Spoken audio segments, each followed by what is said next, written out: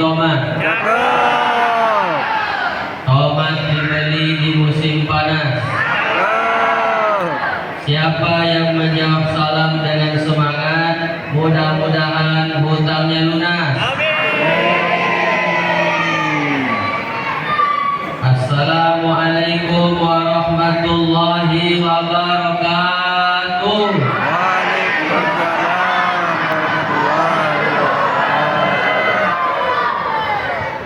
Yang paling nyaring, yang paling banyak hutangnya. Bapak-bapak, ibu-ibu, abah kakak, adik-adik, apa kabar semuanya, sehat? Hidup ini yang paling penting adalah sehat. Walaupun duit tak banyak, tapi kalau badan kita sehat, insya Allah kita termasuk orang yang kaya. Pernah saya tanya dokter, berapa harga satu jantung? Kata dokter yang paling bagus bisa sampai 1,6 miliar. Ginjal, satu ginjal bisa sampai 1,4 miliar. Dua ginjal 2,8 miliar. Jadi bapak ibu yang sehat, walaupun duit tak banyak, tapi kalau badan sehat, insya Allah ini semua termasuk orang yang kaya. Coba pilih mana? Pilih duit sedikit badan sehat atau duit banyak sakit terus? Duit sedikit badan, ya salah jawabannya. Yang betul duit banyak badan sehat. Yang hadir pada siang hari ini insya Allah semuanya dalam keadaan sehat. Makanya tidak ada kata yang lebih layak untuk kita ucapkan pada siang hari ini kecuali ucapan Alhamdulillahirabbil alamin. Alhamdulillahilladzi asra bi 'abdihi lailan minal masjidil haram ilal masjidil aqsa. Wassalatu wassalamu ala sayyidina wa maulana Muhammadin Mustafa wa ala alihi wa sahbihi ahli sidqi wal wafa. Amma ba'du. Mohon maaf kalau disiapkan kursi berarti Ustadz ini disuruh duduk. Betul? Orang yang terhormat bukan orang yang dihormati. Orang yang terhormat adalah orang yang pandai menghormati orang lain. Maka saya sangat menghormati panitia yang sudah menyiapkan kursi. Jadi harus saya duduki. Bu, saya bagusnya ceramah diri atau duduk?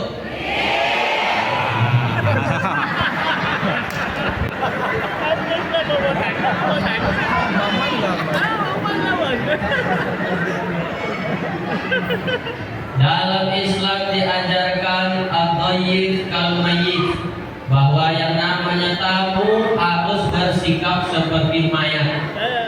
Namanya mayat harus nurut. Dibirikan miring, disiram oke, ditelungkupkan siap. Namanya juga mayat harus nurut. Makanya saya sebagai tamu harus seperti mayat, harus nurut. Kalau kata jamaah duduk Pak Ustadz, duduk saya. Diri Pak Ustadz, diri saya. Pulang aja Pak Ustadz, pulang saya.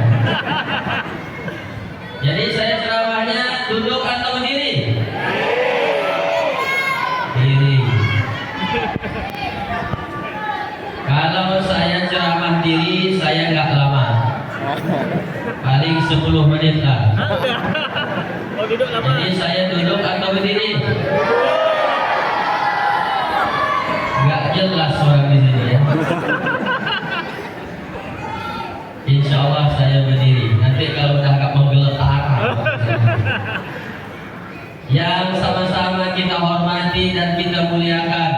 Semoga Allah memberkahi hidupnya dunia dan akhirat. Yang pertama, Bapak PJ Bupati Mempawah yang diwakili oleh Bapak Raja Pajar, MSI. MSI maksudnya masih satu istri. Satu kan istrinya Pak?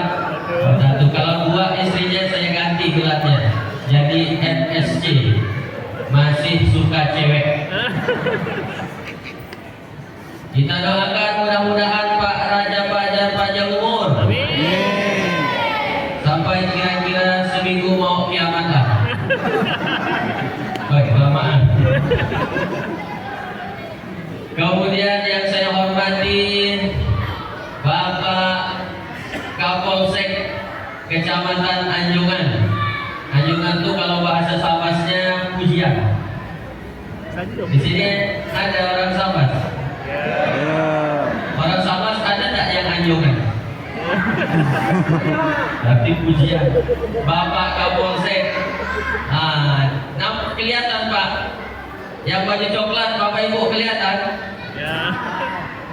Ini asli polisi. Asli kan? Asli.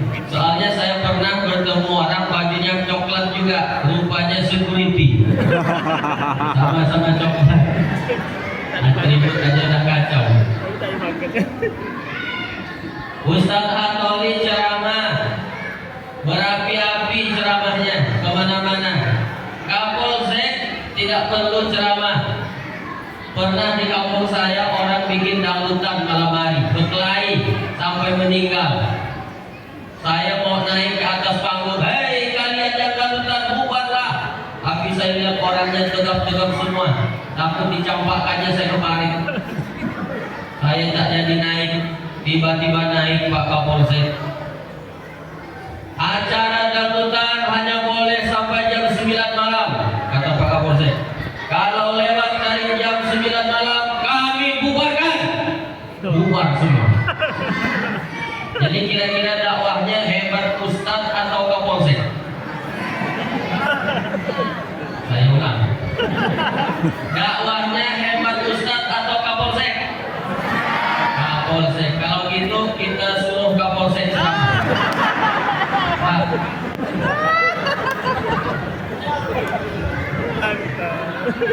Bu, Ibu, Bapak, orang itu jadi hebat kalau dia bekerja sesuai dengan tugasnya, fungsinya masing-masing. Coba jawab, mana yang lebih tajam, kapak atau silet? Silet. Suruh dia nebang batang nangka. Bisa? Tidak. Jadi lebih tajam kapak atau silet? Silet, kapak. Kapak. Suruh dia nyukur kumis. Bongkar mulut. Kapolsek hebat dalam pengamanan. Kapolsek hebat dalam menjaga Kamtibmas. Kapolsek hebat dalam penegakan hukum. Tapi Kapolsek tak bisa ceramah macam saya. Ustadz bisa ceramah. Jadi kita bisa hebat kalau semuanya bersatu, betul? Yang dihadapi apa di situ Pak? Akar pohon nangka, majulah kapak. Yang dihadapi apa di situ Pak? Kumis, silet maju, gitu dia. Makanya kita ini berjuang semuanya, harus ada kapak, harus ada silet, harus ada gunting, harus ada jarum. Kapan digunakan? Tergantung masalah apa yang dihadapi. Kalau bersatu semua kita, sebesar apapun masalah, insya Allah bisa kita selesaikan. Amin ya robbal alamin. Selanjutnya yang saya hormati, jadi kita bahas yang terhormat aja. Yang lama-lama habis waktunya. Insya Allah gak lama, sampai paling lama lah jam 3 ini paling lama. Soalnya malam ini saya harus ceramah lagi di Pontianak. besok harus ke Jakarta, lusa ke Batam, besoknya lagi ke Singapura, lanjut ke Korea sampai ke Hong Kong.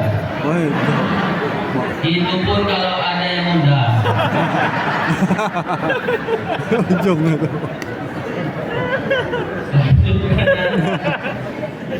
Yang saya hormati Bapak Camat Kecamatan Anjungan. Masya Allah. Kalau sama Pak Raja Fajar tadi saya sudah berfoto, tapi dengan Pak Camat pun tadi udah berfoto di pesantren Lambai. Itu kalau foto dengan camat, dengan tokoh masyarakat, itu saya sering simpan fotonya di laptop, di komputer, kadang saya cetak, tempel di dinding kantor di rumah. Untuk apa itu Pak Ustadz? Untuk kenang-kenangan. Tadi udah berselfie dengan Pak Fajar, itu untuk kenang-kenangan nanti Pak. Siapa tahu 20 tahun akan datang anak saya nanya, ayah, itu foto siapa ya? Foto Bapak Raja Fajar. Siapa itu? Dulu yang mewakili PJ Bupati, ayah ceramah di Anjungan. Kawan ayah kan? Kawan ayah. Kemana sekarang Pak Raja Fajar ya? Udah lama meninggal. Kan 20 tahun akan datang. Soal ajal kan kita nggak ada yang tahu, betul Pak? Tidak ada kita yang tahu ajal kita kapan. Boleh jadi Bapak Ibu nanti duluan, saya terakhir. Atau sebaliknya saya yang terakhir. Bapak duluan. Bapak Ibu duluan. Atau saya yang duluan. Duluan nyelawat ke Bapak Ibu.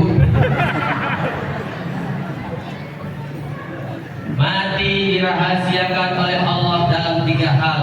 Pertama, Allah rahasiakan waktunya. Acungkan tangan yang sudah dapat bocoran kapan meninggal? Tidak ada. Yang kedua, dirahasiakan caranya. Ada orang tabrakan mati. Ada tak orang tabrakan mati? Ada tak orang sedang tidur mati? Ada sedang olahraga mati? Ada sedang makan mati? Ada sedang mendengarkan ceramah mati? Ada sedang ceramah mati? Jarang. Jarang. Yang sering mati yang mendengarkan. Yang udah ngantuk-ngantuk kan mau mati. Malah di depan rumah saya waktu itu Pak, di depan rumah saya, pas di depan rumah saya, dia sedang merokok. Sedang merokok Pak, jatuh rokok dia ke air, mati. Rokoknya. Rokoknya, oke loh Bang. Rokok dia jatuh ke air, mati. Jadi apa yang mati? Rokoknya. Alhamdulillah udah cerdas semuanya. Rasanya tak perlulah diceramahi lagi.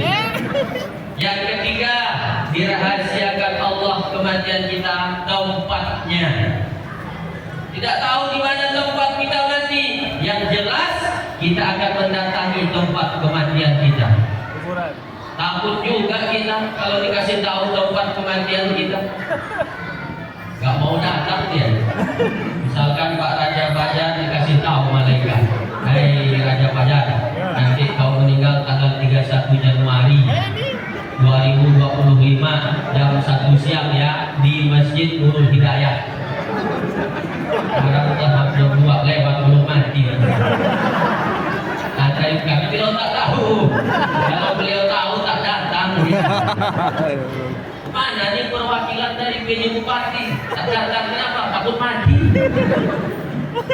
Tidak ada. Yang hadir pada siang hari ini tidak ada jaminan bisa pulang ke rumah. Yang jelas semuanya pasti mati. Orang kaya mati. Orang miskin mati. Raja-raja rakyat biasa mati. Pak polisi mati. Polisi aja mati, apalagi security. Saya paling senang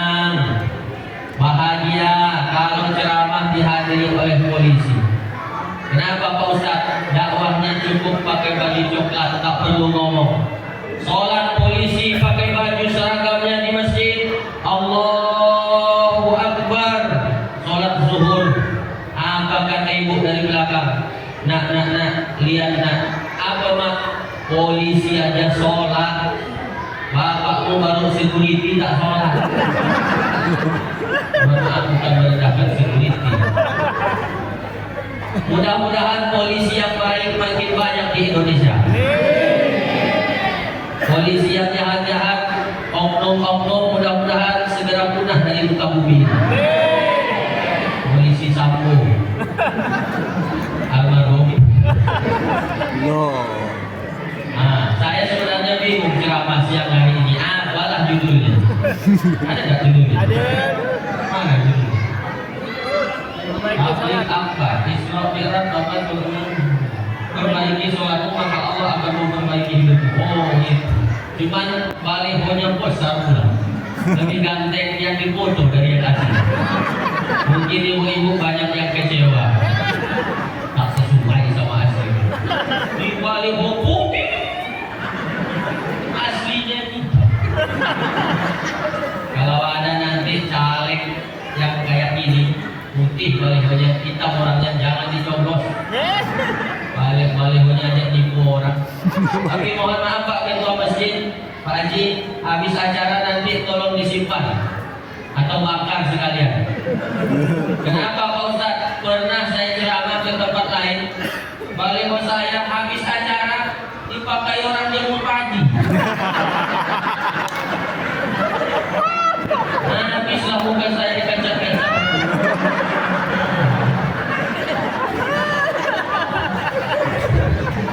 Disimpan aja. Ada yang dipakainya buat jemur ikan asin. Kasihan muka kita ganteng. Ibu bapak yang dirahmati oleh Allah, saya masuk ke ceramah sampai jam 3 ya. Insyaallah. Jadi tadi itu masih pembukaan. Tidak mau saya langsung ceramah tuh tidak mau. Saya harus buat dulu jamaah ini tenang, siap, udah mau menerima ilmu, nah baru saya masuk ke inti ceramah. Udah siap semuanya? Ibu-ibu udah siap? Abang, bapak-bapak udah siap? Saya tanya, ajukan tangan yang mau masuk surga. Berapa orang? Yang mau masuk surga berapa orang? Oh, semuanya. Ramai banyak. Ya, ajukan tangan lagi yang siap mati hari ini. Langsung sepi. Aneh. Mau masuk surga tapi tidak mau mati. Padahal syarat masuk surga harus mati. Kenapa tidak siap? Karena kita hanya sibuk menyiapkan hidup yang baik, tapi lupa mempersiapkan bagaimana mati yang baik. Yang hadir ke sini, niatkan cari ilmu, ini akan Allah mudahkan jalannya masuk surga.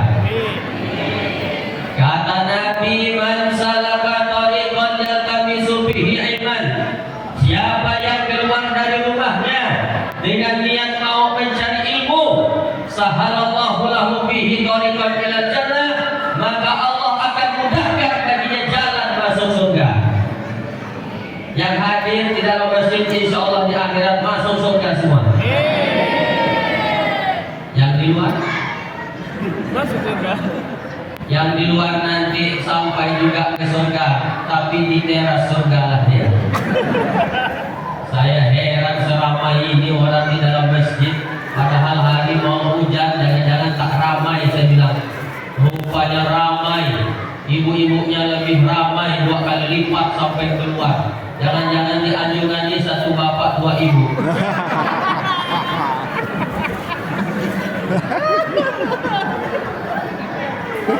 Boleh nggak sih kalau laki-laki menikah lebih dari 1, boleh nggak? Hah? Boleh. Al-Quran surah An-Nisa ayat 3, fankihu ma taba lakum minan nisa masna wa thulatha wa ruba'. Boleh nikah 2, 3 atau 4. Undang-Undang nomor 1 tahun 1974 tentang perkawinan pasal 5, seorang suami boleh menikah lebih dari 1 orang.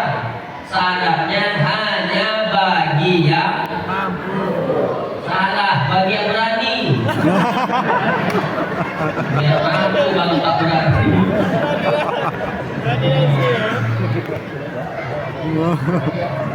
Surga, nanti di akhirat masuk surga Bapak Ibu semuanya kita sama-sama insyaallah. Amin. Amin ya rabbal alamin. Keluar dari rumah, langkahkan kaki dari rumah, datang ke sini niatkan mencari ilmu, maka setiap langkah kaki, ayunan tangan, hembusan napas, kedipan mata, detak jantung, aliran darah, semuanya akan dicatat bernilai ibadah oleh Allah Subhanahu wa taala. Tapi syaratnya harus lillahi ta'ala. Jangan sampai pergi ke majelis ilmu ada udang di balik bakwan. Ustaz, memangnya ada ibu-ibu, bapak-bapak pergi ke majelis ilmu itu bukan karena Allah? Ada. Ibu-ibu biasanya kalau hadir di acara ramai-ramai ini cuma mau menunjukkan cincinnya. Yeah. Jalannya pun udah gini.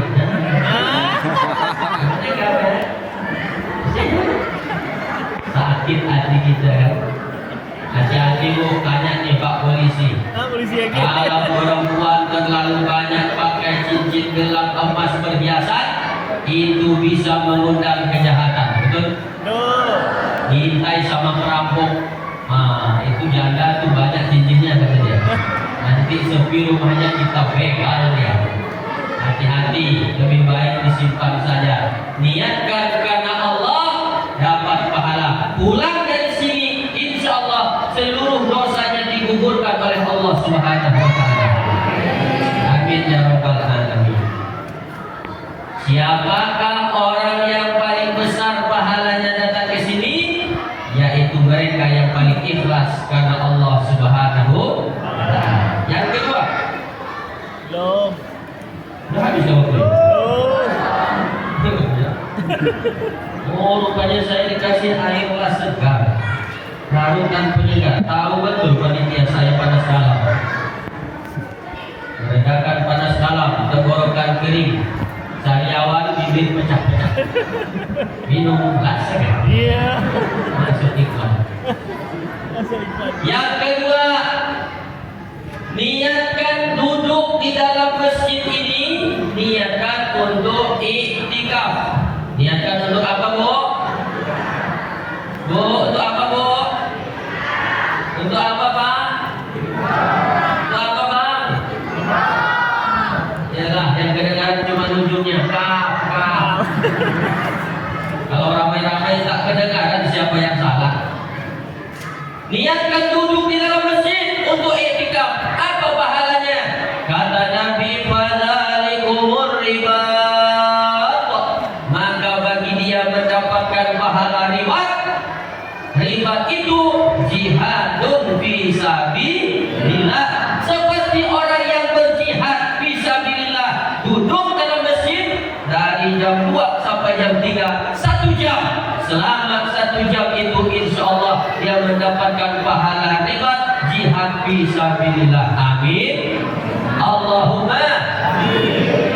Nah, saya tanya Bapak Ibu sekarang ini, sudah berniat iktikaf atau belum? Bu, Bu, Ibu, Bapak, sudah berniat iktikaf atau belum? Kalau belum, sama-sama kita pasang niat dulu. Masih ada setengah jam. Dapat pahala jihad. Ikuti saya. Niat iktikaf. Nawaitul iktikafa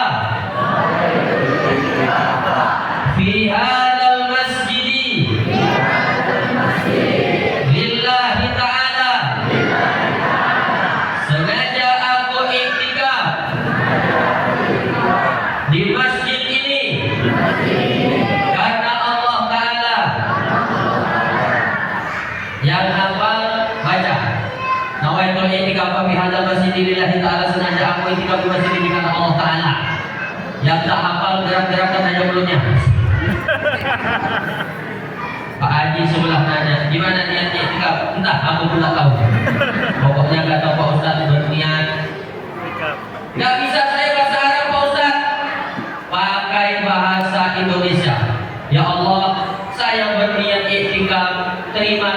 namanya sebagai tamu ya Allah. Nah, duduk. Tapi tentu yang namanya jadi tamu harus sopan. Pak, Pak, Ya. Pak. Masih hidup? Harus sopan jadi tamu. Jangan gurau, jangan bercanda, jangan pongah. Kalau anak-anak kecil gurau tak apa-apa. Namanya juga anak kecil, wajar dia bergurau. Yang tak wajar tuh bapak-bapak.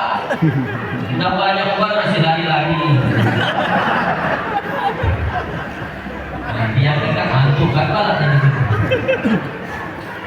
Barulah masuk Isra Mi'raj. Oh, baru setengah jam. Isra menurut bahasa dulu. Mohon maaf para alim ulama, para guru, para kiai, ini hanya mengulang saja. Tidak bermaksud menggurui. Kalau ada yang salah nanti tolong diluruskan pas saya pulang. Maklumlah ini saya soalnya penceramah yang baru muncul. Umurnya baru 33 tahun. Lahir 5 Januari 1992, berarti umur saya sekarang 33 tahun. Rencana meninggal 2055. 2055 nanti 30 tahun akan datang pas umur saya 63 macam Nabi Muhammad. Jadi saya ingin meninggal tuh umur 63 macam Nabi Muhammad. Kami keluarga berencana, kematian berencana. Tidak bermaksud menggurui. Isra menurut bahasa artinya berjalan di waktu malam. Siapa saja yang berjalan di waktu malam artinya dia sedang Isra. Ibu-ibu jam 1 malam diusir sama suaminya. Jalan. Daripada aku punya istri macam kau, lebih baik kau mati sayang. Ambil semua barang, tas, koper, kemaskan, pulang kau kurang uang. Pulangkan saja aku pada ibu atau ayahku. Meleleh air mata ibu. Berjalan malam-malam ibu jam 1 malam. Ditanya orang, mau kemana bu? Mau Isra. Karena berjalan di waktu malam. Bapak-bapak berjalan di waktu malam jam 10 ke warung. Mau apa dia Pak Ustaz? Beli nomor. Di sini ada orang beli nomor. Ada enggak? Tidak ada. Yang ada di sana jauh dekat perbatasan negara. Di sini insya Allah sama. Di masjid ini tak ada. Tadi saya datang jam 11, saya lihat kiri kanan tak ada orang beli togel, beli nomor. Judi online tak ada. Bu, ibu, duit hasil judi halal atau haram? Hasil togel halal atau haram? Hasil korupsi halal atau haram? Hasil judi online halal atau haram? Haram. Kalau ibu dikasih suaminya duit 10 juta, duit haram, ambil atau tolak?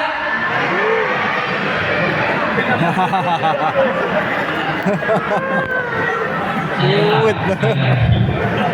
Bu, ibu, kalau ibu dikasih suaminya duit 10 juta, duit haram, ambil atau tolak? Ambil katanya. Inilah payah menceramahi orang mata duitan.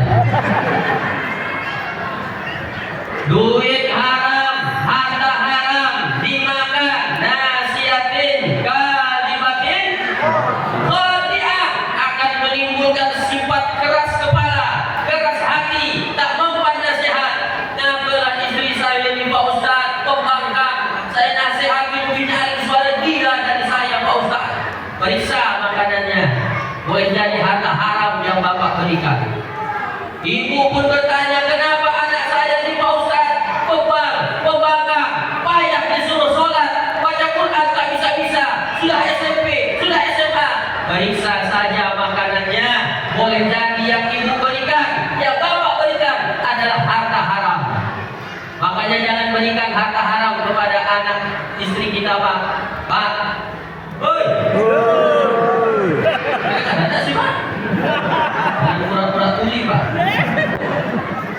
tanya ibu sekali lagi. Kalau dikasih suaminya duit 10 juta duit hasil haram, ambil atau tolak? Tolak. Kalau 20 juta? Kalau 50 juta? Kalau 100 juta?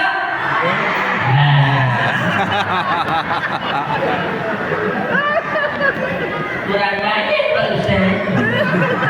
Nah, kata ibu, jangankan 50 juta, 50.000 waktu pilkada pun ambil Pak Ustaz. Tapi bukan ibu di sini, bukan. Jauh. 5 negeri. Masih mau ibu ambil harta haram? Orang yang makan harta haram, dengarkan ini Pak. Orang yang makan harta haram, doanya semuanya ditolak oleh Allah Subhanahu wa taala.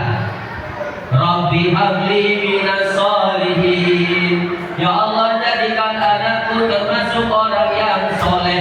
Ditolak oleh Allah. Ya Allah, jadikanlah suamiku suami yang setia. Ditolak oleh Allah, malah selingkuh suaminya. Kenapa? Harta haram. Bu, kalau nanti subuh suaminya ngomong ini ada 10 juta, duit apa bang?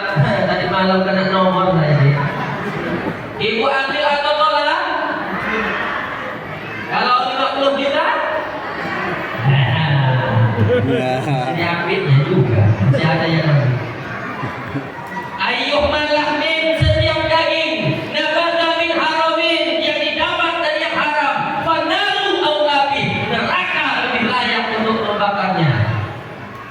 Dengar Bu, ini ceramahnya bukan kasar, bukan keras. Ini faktor makan banyak tadi.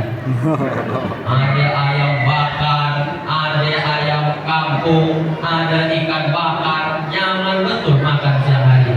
Makanya ceramahnya berapi-api. Saya tak tahu siapa yang masak, siapa yang bakar, siapa yang beli bahan sembakonya. Yang jelas memberi orang makan besar pahalanya. Betul? Ibu percaya nggak? Orang kita kasih makan, udah makan semua? Itu pisang udah hampir habis. Nah, itu udah habis. Saya makan pisang. Saya bawa sendiri pisang.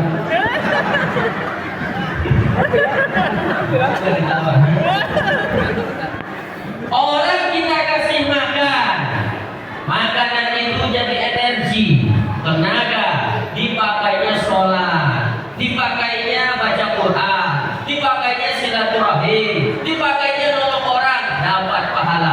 Yang bukan kasih makan, dapat pahala yang sama, ditambah dikalikan sejumlah orang yang dia kasih makan. Berapa banyaklah ini dapat pahala, pahala, pahala, pahala, pahala, pahala, pahala, pahala, pahala, pahala, pahala, pahala. Habis.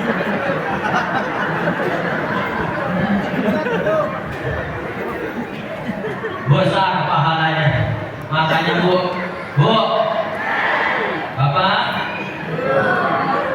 Bapak hidup kasih Pak. Makanya Bapak Ibu sering-sering kasih orang makan, apalagi kalau yang dikasih makan tuh ustaz. Ustaz makin jauh dia ceramah menyampaikan ayat Quran, dapat pahala. Yang ngasih makan ustaz, insya Allah dapat pahala yang sama. Hanya sering-sering ngasih ustaz makan. Ini kadang-kadang ibu-ibu mohon maaf. Apa kata ibu nak? Tolong ambilkan kue di kulkas nak, kasihkan ke Pak Ustaz daripada basi. Nggak mau basi baru dikasih. Isra artinya berjalan di waktu malam. Bapak yang berjalan ke warung malam-malam beli rokok, secara bahasa itu termasuk Isra. Sedangkan Mi'raj artinya naik. Siapa saja yang naik berarti dia sedang Mi'raj. Ibu-ibu naik ke atas lemari nyari hijau. Hijau aku minta dulu. Naik ke atas lemari ini juga sedang mi'raj. Adik-adik, anak-anak naik ke pohon jambu, itu juga mi'raj. Bapak-bapak naiki istrinya, itu juga mi'raj secara bahasa. Nanti bapak pulang malam nanti sudah boleh diamalkan ceramah ini. Ngomong sama istrinya, abang rasanya mau mi'raj. Kata ibu, oke, ayah kami.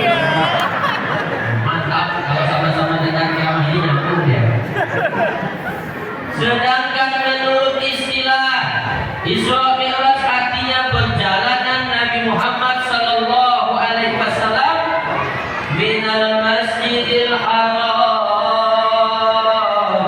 dari Masjidil Haram di Mekah ila Masjidil Aqsa, ke Masjidil Aqsa pada suatu malam, lalu Mi'raj naik sampai tembus 7 lapis langit, sampai langit ke-8 Sidratul Muntaha, lewat lagi Rabbul Ahqar, Mustawa, sampai aras, bertemu dengan Allah, ditemani oleh malaikat apa yang namanya? Malaikat Jibril. Sampai lagi ke-7 malaikat Jibril angkat tangan. Kalau bahasa kitanya gini, Mat, minta maaf aku ya, kan sama Muhammad yang ngomong, maaf ya. Sampai lagi ke-7 hayat. Loh, kan kita sama-sama dari Mekah. Temanilah saya sampai menghadap Allah. Tidak, Muhammad, kemampuanku, kata malaikat Jibril, hanya sampai langit ke-7. Kalau ku lewati langit ke-7, hangus saya, Mat. Oh iyalah, kalau gitu saya naik sendirian.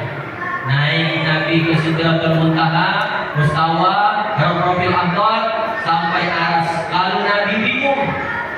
Rasulullah bingung untuk memulai pembicaraan dengan Allah di bagaimana. Lalu Allah turunkan ilham, Nabi pun duduk tasyahud, lalu berkata, At-tahiyyatul mubarakatus sholawatut thayyibatu lillah. Segala kemuliaan, keberkahan, kehormatan lillah, hanya untuk Allah. Dijawab oleh Allah, Assalamu alayka ayyuhan nabiyyu wa rahmatullah. Keselamatan untukmu wahai Nabi, berkah dan rahmat Allah. Dijawab lagi oleh Nabi, wassalamu alaina wa ala ibadillahis sholihin. Keselamatan untuk kami dan keselamatan untuk orang-orang yang soleh. Lalu Allah berikan perintah sholat sehari semalam 50 waktu. Awalnya berapa waktu, Bu? Berapa puluh, Bu? Bu? Ibu jawablah, Bu. Walaupun barang serba naik, minyak naik, kecap naik, telur naik, susu turun naik, tetap dijawab ya. Berapa puluh waktu, Bu? Berapa puluh waktu, Pak? 50. Lalu Nabi setelah menerima perintah sholat 50 waktu sehari semalam, turun ke langit ke-7. Di langit ke-7 Nabi melihat Nabi Ibrahim sedang bersandar di Baitul Maqmur. Turun lagi ke langit ke-6, bertemu dengan Nabi Musa. Nah, karena ketemu sama-sama Nabi, ngobrol. Pak Kapolsek, kalau ketemu sama-sama Kapolsek biasanya ngobrol kan? Ngobrol ya. Nah, ini Nabi ketemu Nabi, Pak, satu level, ngobrol. Nabi Muhammad bertemu dengan Nabi Musa di langit ke-6. Nabi Musa bertanya, di bahasa kita aja ya, dari mana, Mat? Kan sama Muhammad ya. Dari ketemu Allah. Dapat hadiah? Dapat. Apa hadiahnya? Perintah sholat. Berapa banyak? Sehari semalam 50 waktu. Apa?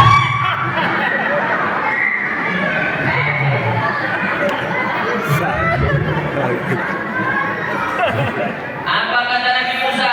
Mat, umatku badannya besar-besar, tegap-tegap, tinggi-tinggi, minumnya madu susu, tidak sanggup melaksanakan sholat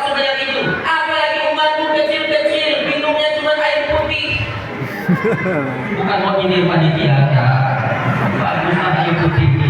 Kosong pula. Songkula.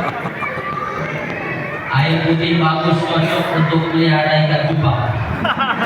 Kencing itu tak keluarkan. Ada kopi ada. Saya tak mau minta macam-macam, tak mau saya. Kalau saya minta macam-macam, takut honor saya dipotong. Lima waktu itu kebanyakan nah. Umatku yang badannya tegak-tegak tak sanggup 50 waktu.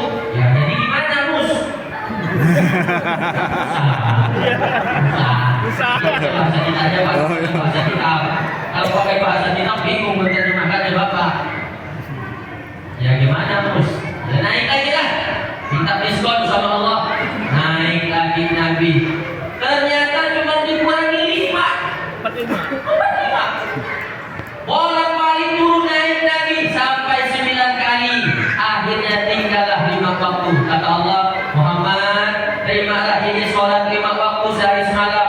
1 waktu kasih ganjaran 10. 5 kali 10 sama dengan 50 waktu. Sama nilainya.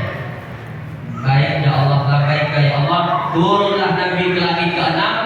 Ternyata Nabi Musa belum pindah, masih di situ.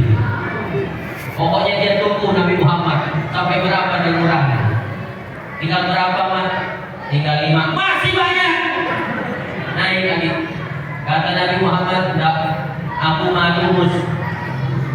Malu. Udah 9 kali bolak-balik, tak apalah. 5 waktu sehari semalam itu bawa pulang sebagai oleh-oleh. Mudah-mudahan umatku nanti mampu melaksanakannya.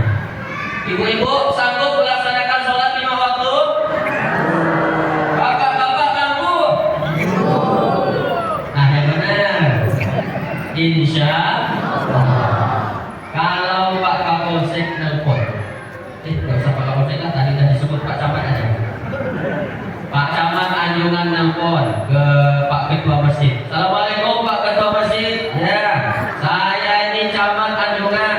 Ya Pak, mohon maaf tidak bisa hadir nanti ceramah siang. Kenapa Pak?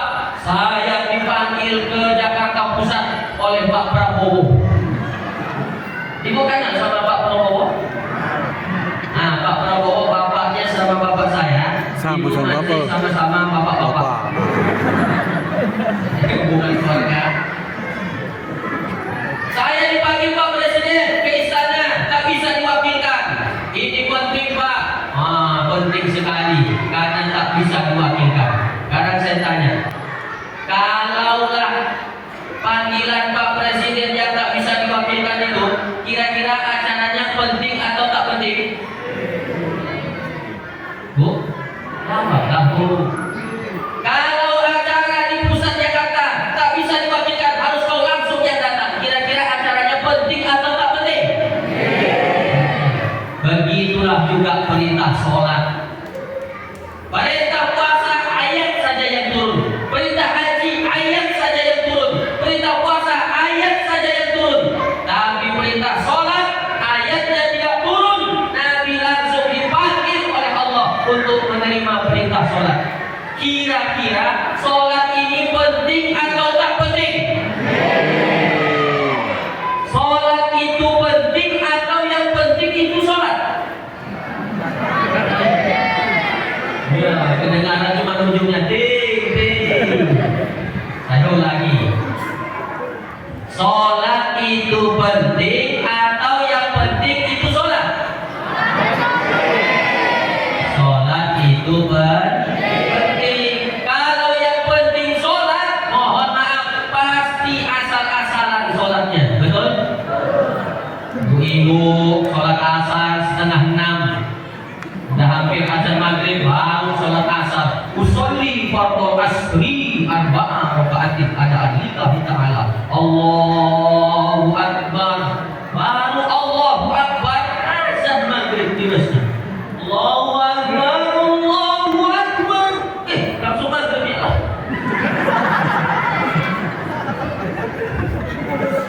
Boleh enggak begitu? Boleh tidak? Tidak boleh. Selesaikan dulu sholat asar, setelah itu baru lanjut sholat maghrib. Sekali dayung dua pulau terlampaui. Tapi jangan dibiasakan begitu. Ibu-ibu ditanya sama anaknya, mak, ngapalah mama ini tiap sholat asar selalu setengah 6 mau maghrib, tak boleh begitu kata Pak Ustaz, mak. Yang penting kan sholat. Nah, yang penting sholat di akhir waktu. Mestinya sholatnya tepat waktu. Bapak-bapak, abang-abang, kalau menganggap sholat itu yang penting sholat, sholatnya sembarangan. Pergi ke masjid berjamaah, tapi pakai baju partai. Ada Pak, ada. Tapi bukan di Anjungan, karena jauh di pelosok kampung pokoknya. Heran saya, sholat asar pakai baju partai nomor 1, sholat maghrib nomor 2, sholat isya nomor 3. Saya tanya, sebenarnya kau pilih nomor berapa? Enggak Pak Ustaz, kata dia, waktu pilkada saya ngumpulin baju kaos saja. Kalau pilihan kan enggak tahu Pak Ustaz. Mohon maaf, abang-abang, yang santri-santri, nanti kalau pulang ke kampung kasih tahu orang yang sholat pakai baju kaos partai. Hukum sholat memakai baju bertulisan bergambar hukumnya makruh. Yang kedua, mengganggu kekhusyukan orang yang di belakang. Orang bertakbir Allahu Akbar, coblos nomor. Udah gitu nomor yang kalah pula tuh. Kalah ya. Dinasehati sama anak kecil dari pesantren sampai pak, tak boleh sholat pakai baju partai bertulisan bergambar itu hukumnya makruh Pak. Apa kata bapak? Santri, yang penting kan sholat. Yang penting sholat. Bukan yang penting sholat, tapi sholat itu penting. Kalau kita berkeyakinan menganggap bahwa sholat itu penting, ginilah dia. Sholat pakai gamis, pakai jubah, pakai batik, pakai baju koko, sholat itu penting. Bu, ibu-ibu juga sholat pakai mukena yang mantap, yang bagus, jangan yang mengkatai alatan, seminggu tak dicuci. Sampai-sampai ada ibu-ibu nanya ke saya, mohon maaf katanya, Ustaz, boleh tak sholat kalau tak pakai BH? La ilaha illallah. Gimana Bu, saya bilang tak pakai BH, goyang-goyang aja.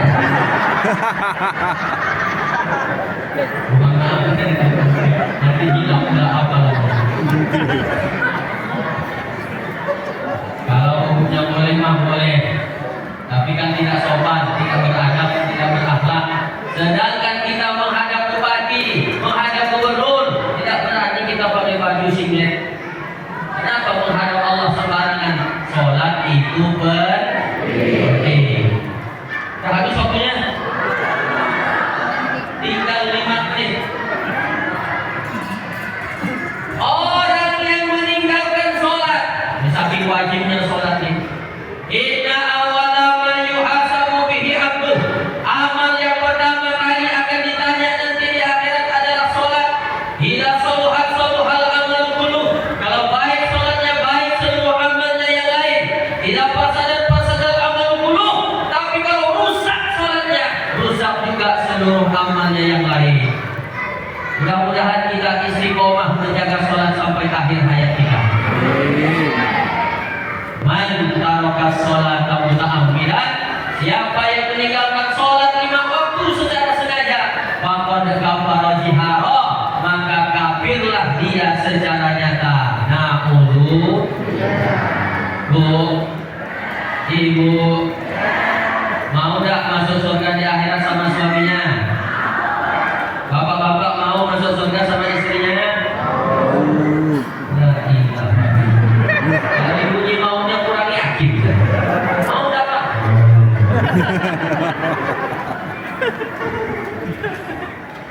Orang yang meninggalkan sholat, maka tempatnya adalah neraka Samor.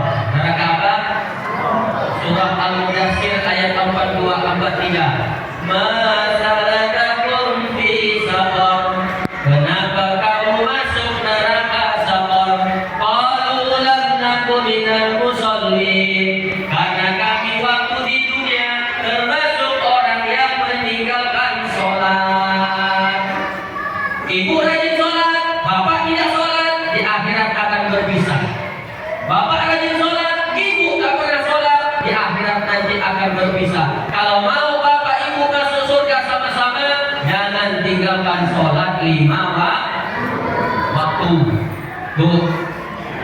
Ibu, Bapak, Abang, kalau mau jadi orang yang sukses di masa akan datang, istainu bisobri wassalah. Kau dirikan sholat, mohon pertolongan Allah dengan sabar dan sholat. Insya Allah nanti sukses di masa yang akan datang. Perbaiki sholatmu, maka Allah akan memperbaiki hidupmu. Begitulah Allah memberikan kasih sayangnya kepada kita. Terakhir, haus pula saya. Minum dulu, boleh minta dibuat. Terakhir ini saya mau nanya Bapak Ibu, boleh? Boleh. Mana yang lebih mudah, masuk surga atau masuk neraka? Bu, jawab Bu. Saya ulangi. Mana yang lebih mudah, masuk surga atau masuk neraka? Neraka. Lebih mudah masuk surga. Masuk neraka susah, payah. Kenapa? Hampir semuanya bayar. Betul? Oh. Mabuk bayar atau gratis? Judi bayar atau gratis? Narkoba bayar atau gratis? Selingkuh? Selingkuh? Selingkuh bayar atau gratis? Kalau saya selingkuh bayar atau gratis? Selingkuh. Bayar kata dia. Tahu dari mana dia? Itu masalah. Selingkuh Pak, bayar. Apalagi kalau kena sama perempuan yang matre, habis duit kita Pak. Ditanya sama cewek selingkuhan. Pak Bosek, tapi bukan Pak Bosek ini bukan. Jauh. Pak Bosek kata dia, tolong belikan aku AC. Kalau tidak kau belikan, kusebarkan video kita. Malah polisi dari SHMH, sarjana hukum melanggar hukum. SHMH sarjana hukum melanggar hukum. Bulan depan di WA-nya lagi. Belikan aku motor NMAX. Kalau tidak kau belikan, kusebarkan video kita. Lama-lama habis duit kita Pak. Selingkuh bayar Pak. Selingkuh bayar. Serius lah. Badan saya nanti diulang itu jadi jalan. Selingkuh bayar.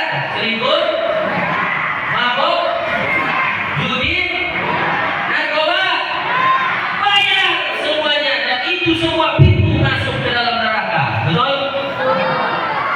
Bandingkan dengan masuk surga. Sholat bayar atau gratis? Puasa bayar atau gratis?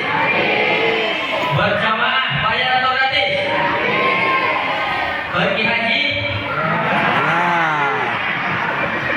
Hanya bagi yang mampu. Yang tak mampu tak usah bayar, tak usah pergi haji, tak usah umroh. Bapak Ibu di sini belum udah umroh semua belum? Yang belum umroh saya doakan mudah-mudahan semua tahun ini bisa berangkat umroh semua. Amin ya rabbal alamin. Gratis bayar, kalau bayar hanya bagi yang mampu, dan itu semua jalan masuk ke dalam surga. Melaksanakan zakat hanya bagi yang mampu, melaksanakan haji hanya bagi yang mampu, mengerjakan sembahyang tidak usah membayar, mengerjakan puasa tidak usah membayar. Ternyata jalan yang ke surga murah harganya, walaupun murah anehnya banyak tak suka.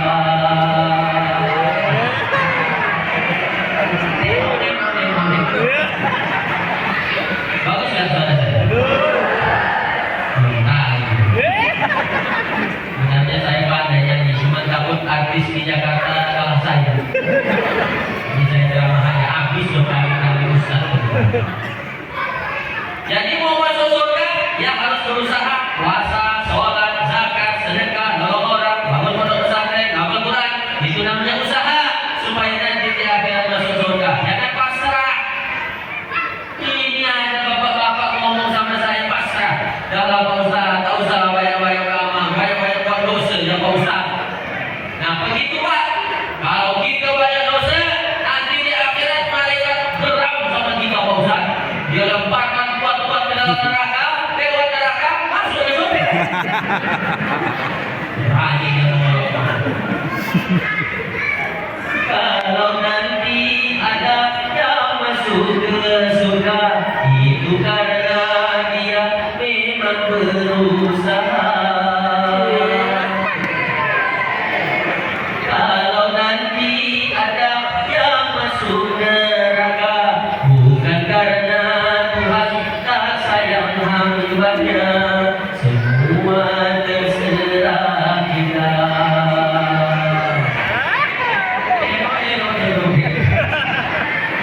Yang tidak mau sholat terserah, yang tidak mau puasa terserah, yang tidak mau infak sedekah terserah. Di akhirat jangan menyalahkan Allah, masuk neraka. Apa Bapak? Pak? Pak? Bapak? Yang tidak mau ke masjid terserah, tapi kan satu saat abang, bapak pasti ke masjid. Pilihannya cuma dua, berangkat sendiri atau digotong orang. Yang tidak mau ke masjid terserah, tapi yang namanya ke masjid ini mohon maaf, udah habis waktunya nih. Udah Bu? Udah Bang? Udah Bang? Lanjut. Udah 1 jam lebih. Asal Bapak Ibu tahu, banyak penceramah mati gara-gara kecapean ceramah. Bisa lagi mati loh saudara. Inilah yang pertama dan terakhir saya ceramah. Nah, cerita ke masjid ini berjamaah, ini urusannya urusan hati Pak. Kalau hati sudah terpaut ke masjid, biarpun jauh rumahnya dari masjid, datang dia ke masjid, betul? Tapi kalau hati tidak terpaut ke masjid, biarpun di samping masjid rumahnya, tak sampai dia ke masjid, betul? Di sini ada yang begitu? Tidak ada. Jangan jauh. Di kecamatan Anduman. Sini juga. Ini urusannya hati. Sama macam bapak dulu waktu dia cinta sama ibu, zaman-zaman HP jadul, telepon cewek, assalamualaikum Mi, waalaikumsalam. Boleh tak abang main ke rumah Hadid? Rumah Hadid jauh bang, bum akan gerak. Mau nggak diseberangi? Masjid itu lewat. Rupanya dia tak sholat. Bu, Ibu, saya ini mohon maaf Pak, jauh perjalanan banyak dilihat, lama jadi Ustaz banyak yang curhat. Ibu-ibu telepon saya, Ustaz, gimana cara menghadapi suami yang tak sholat? Saya tanya, dulu ngapa ibu mau sama dia? Dulu aku pun tak sholat Pak Ustaz. Dia setan aku hantu. Setan sama hantu kan cocok Pak Ustaz.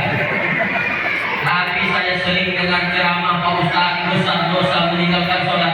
Suami saya di Pak Ustaz, panas betul disuruh. Ibu nasihatilah dia, saya bilang. Udah Pak Ustaz. Bang, sholat bang, kita tidak mungkin hari begitu. Kalau kita tak sholat nanti mati, bekal apa yang mau kita bawa menghadap Allah bang, sholat bang. Kau baru 1 kali mendengarkan ceramah Ustaz atau sama ceramah yang aku goyang. Tak mempan Pak Ustaz. Ada saran lain Pak Ustaz? Nah, coba ibu cari orang yang disegani oleh suami ibu. Siapa? Oh, suami ibu ini paling segan sama Pak Kapolsek Pak Ustaz. Bukan Kapolsek ini bukan.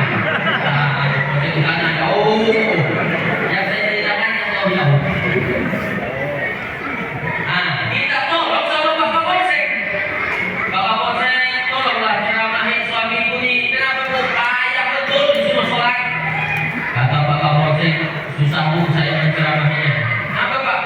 aku tak sholat.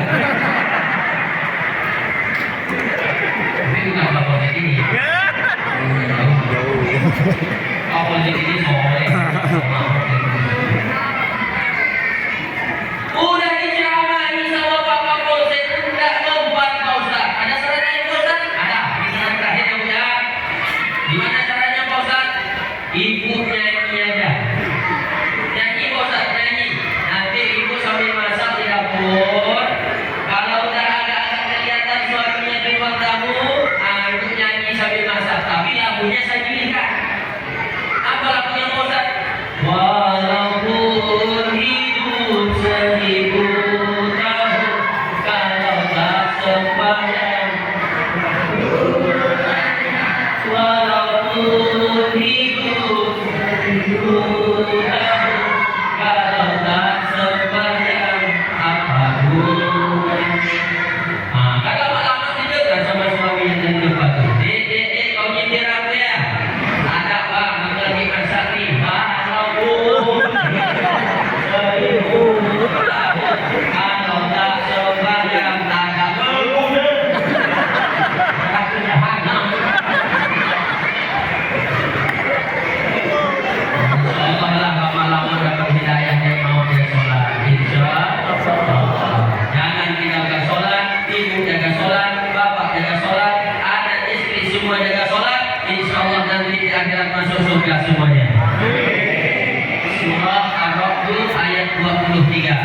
Jannatu adnin yadkhulunaha faman sholaha min abaihim wa azwajihim wa dhurriyyatihim wal malaikatu yadkhuluna alaihim min kulli bab.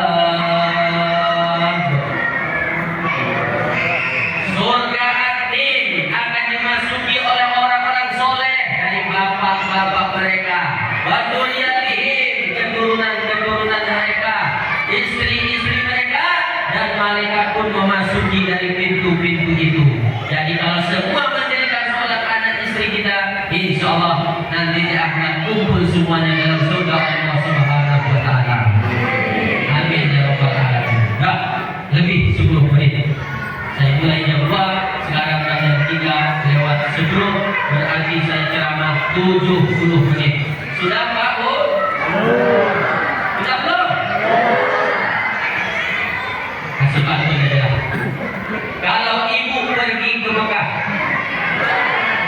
cakep. Kalau ibu pergi ke Mekah, buatlah acara di waktu pagi. Kalau bapak ibu masih mau mendengarkan saya ceramah, boleh nanti diundang sekali lagi.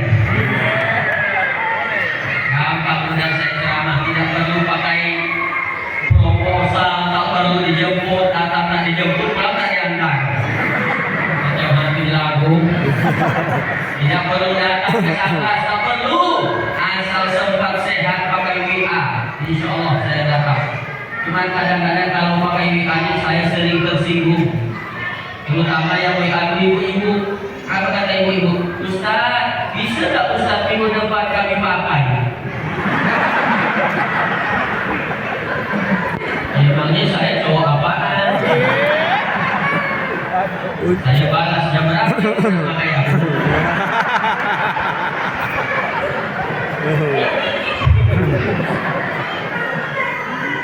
Ada yang pakai panggil, gimana cara manggil Pak Ustaz? Sebut ya 3 kali sebilang. Dan lebih parah itu yang undang saya ceramah pakai SMS. SMS yang bayar itu Pak, Rp350. Biaya SMS dikeluarkan pada penerima. Ketik yes jika setuju. Saya tolak. Panitia tak bermodal. Tapi kalau siang hari ini nampaknya besarlah modal panitia ini. Bisa tahu dari mana? Ya dari acara ini lah. Kabarnya orang sini orangnya kaya-kaya semua. Dari mana Ustaz tahu? Dari lihat sajadah warna hijau, baliho hijau, tiang luar hijau, umbul-umbul hijau. Berarti yang nyumbang ke acara ini pakai duit warna merah. Hijau ibu. Hidup kesepian tanpa kekasih cukup sekian. Terima kasih. Kalau ada jarum yang patah, jangan disimpan di dalam peti. Kalau ada kata-kata saya salah, jangan lagi melapor ke Pak Polisi. Saya ini Pak Kapolri, saya bukan Ustadz ekstrim, bukan. Kalau ada orang katakan Ustadz Kapolri ini Ustadz ekstrim, salah.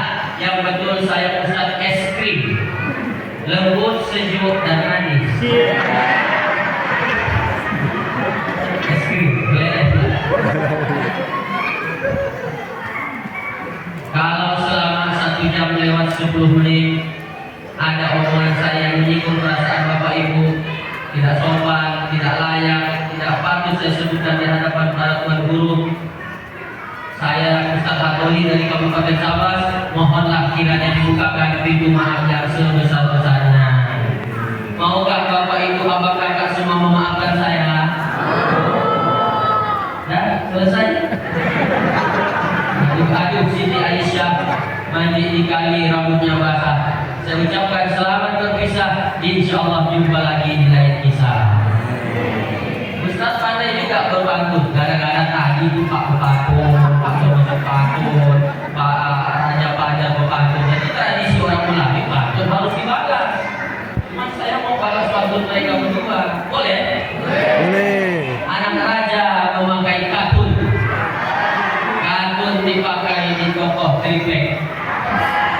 Pak Raja Pajar memang pandai berpantun, walaupun masih melihat di teks.